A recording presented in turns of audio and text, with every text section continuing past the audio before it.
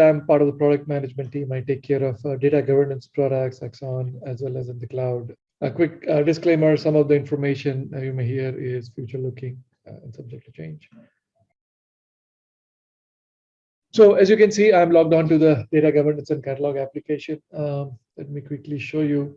So there are two new applications other than the marketplace, of course, that's been added.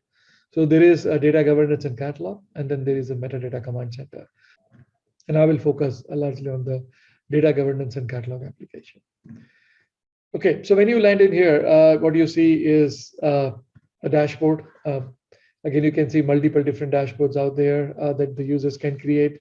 These are completely customizable. You can add new widgets, you can add new dashboards, you can reorder, edit what you get out of the box and so on, right? So, and you can also have various options of visualization, bar chart, pie chart, some few special options for data quality. And you also have options of setting different sizes. For example, as you can see here, this ones are a bit bigger and this ones are lower. So you have four different options in terms of the sizes as well.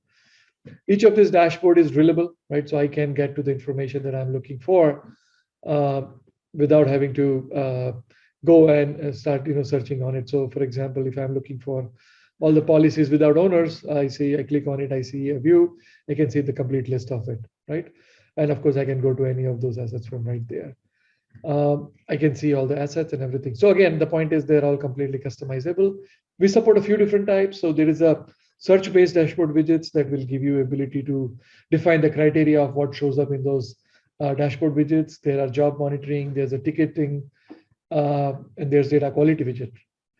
Now the data quality widget again focuses on, of course, as the name says, how the data quality overall looks. There are a few different visualizations there as well. Here I was seeing one of the scorecarding type, but there's also a couple of other options. Not sure this is not loading. But you can have a pie chart, bar chart, and so on. And again, they're all drillable as well. Browse, as I talked about earlier, it is an experience that a lot of users or customers have demanded in the past. And so basically what it allows you to do is start at the top and then continue to drill down, right? So in this case, I'm starting at the domain and I continue to drill down to get the next level of information. Now, when I look at any asset and when I click on it, I see a quick preview next to it. So I get more details about that asset right there, including things like data quality and so on. It also tells you things like whether it's published, whether it's critical data element, who the stakeholders are, and so on, right? And you can also see the assets that are related to this one. For example, if I look at company name, there are a few items that are related to this one, including data quality and a few other things. So the idea is this gives you a quick overview of the asset without having to get into the asset page every time. You can also browse across glossary, policy, as well as data catalog, right? So now I can look at every source. I can continue to drill down into each of those and see, what exists out there and so on, right? So that's the quick browse experience. Now, in terms of the search, again, we do have a concept of both keyword search, which basically you start typing in something like order data. And you also can do a more advanced query search, which will give you things like, show me all the business terms where Amrish is a stakeholder, for example, or show me all the business terms that are related to policy, GDPR, right? And so on. So you have both these options available. Here are some examples of what you can run, right, in terms of the query. But the idea is to, for a user, depending on the prowess of the user, they can start with just a keyword search, or they can use some of those more advanced queries to get to the information that they're looking for. You also have your filters available as well as the search results and the preview panel right here as well. Now, in this case, I was looking for order data subdomain. So I searched for one and I found one. So let me open the page. Here I can see more details about the asset itself, right? So including the complete description of what it is. I see the stakeholders, data quality aspects, which is a roll-up coming from the hierarchy based on the data element, data measurements. You can see other information like where it belongs to, aliases that are possible, and so on. Right now, you can add custom attributes, and Keshav will cover those, so you can expand the model to capture additional information if that's what you desire. There are child hierarchies, so you can see all the children under the hierarchy tab and their children as well if they exist. The relationship tab, again, of course, gives you insight into how this asset is related to other assets. In this case, there are, for example, 4 policies. One of the policies, personally identifiable policy. Again, I can select it and I can get a quick preview of it, or I can go into the policy page to get a better sense of the policy without expanding everything here, right? And of course, there's related assets as well. Here, what you see is both a combination of direct and indirect relationships. So if you have a object connected to other object, and that in turn is connected to the other object, depending on the model, you can basically define direct and indirect relationships, as well as you can filter on various sides of things like asset types or which direction the relationship is coming from and so on. Right? So again, quite powerful in terms of getting a sense of how this object is connected to various other objects. You see the data quality aspect on every asset page as well. Again, here you see a lot more details of breakdown by dimensions and red, amber, green, as well as all the rules that are rolled up as well. Stakeholders, of course, we have you can add multiple stakeholders. And one of the things that's also supported is you can either have an individual user as a stakeholder, or you can also have a group as a stakeholder. In this case, this one is a group, whereas this one is an individual user, right? So depending on your use case, you can have either of those. And then, of course, there's tickets, which allows you to anybody can raise a ticket on an object saying, I may not be agreeing with some of the definitions or certain thing needs to be updated, added. Anybody can raise a ticket, and ticket also is used as part of the approval process itself. Now, going back here, so I was looking at the orders data subdomain, and what I wanted to look at was a data set that is associated with that subdomain, right? So in this case, it is the sales order details. I click on that one, it takes me basically to the data set called sales order. Now, this is a business or a logical data set created from a scanned asset, from a scanned technical data set. It is part of the Snowflake system. It is, of course, you can enrich it with your business definition. And of course, there's a data quality score that goes with it. Now, this data quality comes from the data elements that are associated with it. Now, these are the data elements that has been scanned in. So when you define your business data set, you can associate those business data sets directly to the data elements that have been scanned in. And what you see here is all the details about the data element itself, which glossaries they are associated with, some profiling information, right? What type of data it is, the description, as well as the path of the hierarchy, right? So I can see all the details right here as well. I can see the lineage. Now, in this case, again, since this is a logical or a business data set, what you see here is a more summarized lineage. Now, this is derived automatically based on the scanned asset and rolled up. You do need to build the data set to data set relationship to see the lineage, but the data element level lineage is rolled up from there. Now, what I can see here is how this data set is pulling in from ADL as Gen 2 as well as S3, and downstream it is feeding into some of the Tableau reports. What you see here is there are more hops available, and you can always expand the view if you want to. So in this case, it gives you a complete view. There are also some of the overlay capabilities available that basically shows you how various items may be connected to each other. Now, again, more meaningful when I go into the data element lineage itself. Right. So now what I see here is the same lineage, but that includes the data element as well, right? So in this case, there is FN, which is the name of the column, one of the view columns, and it is derived from first name and last name coming from the S3 system. Right? Now here I can basically overlay the business terms, and I can see that a lot of those items have business terms associated with it. And I can always, of course, hover over it and get to the object if I want to. So the idea here is now I can select any item and I can see how the information is flowing across many different systems. And of course, I can zoom in, zoom out, and so on. Now, I'm more interested in FN in this case. So I can hover over any element here and I can get more details here.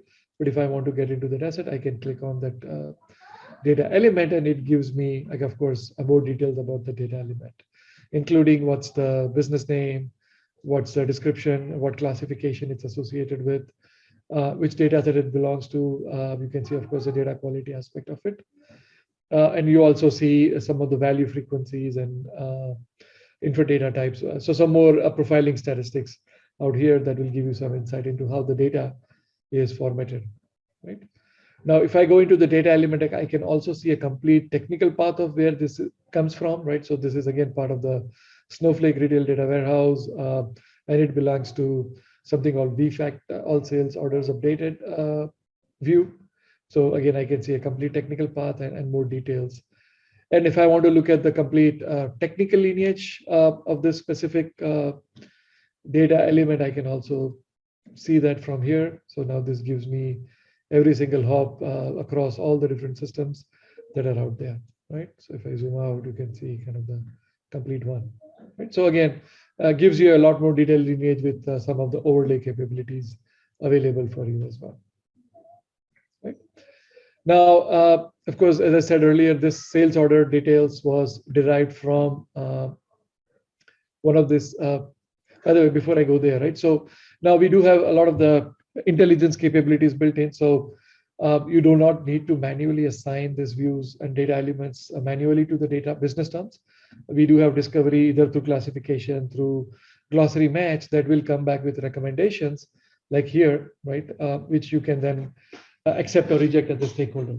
In this case, there is one business term full name that's associated with it. There are no recommendations right now. And then, of course, there are 2 items that were recommended, which have been rejected by the user, right? So these recommendations will really help you when you get those recommendations, and when you associate something, you can also use that as the business name and a business description as well from the business term. So the idea is all this talking about automation, right?